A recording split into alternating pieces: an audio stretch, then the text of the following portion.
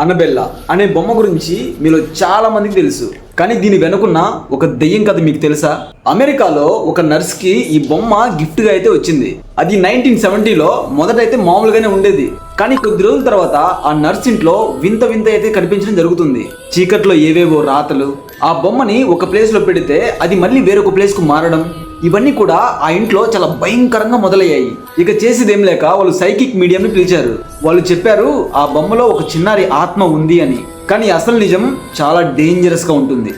ED and Loren Warner అనే ఒక ప్రముఖ పారానార్మల్ ఇన్వెస్టిగేటర్స్ అయితే ఇలా చెప్తున్నారు, ఇది నిజానికి ఒక చిన్నారి ఆత్మ కాదు, కానీ ఇది ఒక డెమోనిక్ ఎంటిటీ అని. అందుకే ఆ బొమ్మను తీసుకొని వాళ్ళ మ్యూజియం లోపల ఒక గాజు పెట్టెలో అయితే అమర్చి పెట్టేశారు. అప్పటి నుండి అది బయటికి రాలేదు. కానీ మొన్న మధ్య జూలైలో అదే బొమ్మతో హంటెడ్ టూర్ కి వెళ్ళిన ఒక పారానార్మల్ ఇన్వెస్టిగేటర్ డాన్ రివేరా అకస్మాత్తుగా చనిపోయాడు. అతను ఈ అనబెల్లా బొమ్మని చేత్తో పట్టుకొని ఇది ఒక వస్తువు కాదు, ఇది ఒక శక్తి అని తను చెప్పిన వీడియోలు ఇప్పుడు ప్రస్తుతం వైరల్ అవుతూ ఉన్నాయి. అతను ఈ గెట్టిస్బర్గ్ అనే చీకటి చరిత్ర గల ప్రదేశంలో అయితే నిద్రలోనే చనిపోయాడు. ఇప్పుడు మళ్ళీ ఈ అనబెల్లా విషయం చాలా హాట్ టాపిక్ అయితే మారింది. మీరే చెప్పండి, ఒక బొమ్మ వల్ల నిజంగానే మనుషులు చచ్చిపోతారా? ఇది నమ్మశక్యంగా లేకపోయినా ఇది రియల్ ఇన్సిడెంట్.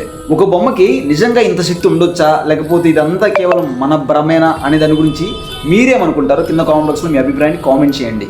మీరు కనుక ఈ వీడియోని ఫస్ట్ టైం చూస్తుంటే వెంటనే ఈ పేజ్ని ఫాలో చేయండి, ఎందుకంటే ఇలాంటి తెలియని విషయాలను ప్రతిరోజు మీ ముందుకు ఒక నాలెడ్జ్ పిల్ల అయితే తీసుకొస్తా. మరి ఫాలో చేశారా? Thank you so much. ఇంకో వీడియోతో మళ్ళా కలుద్దాం.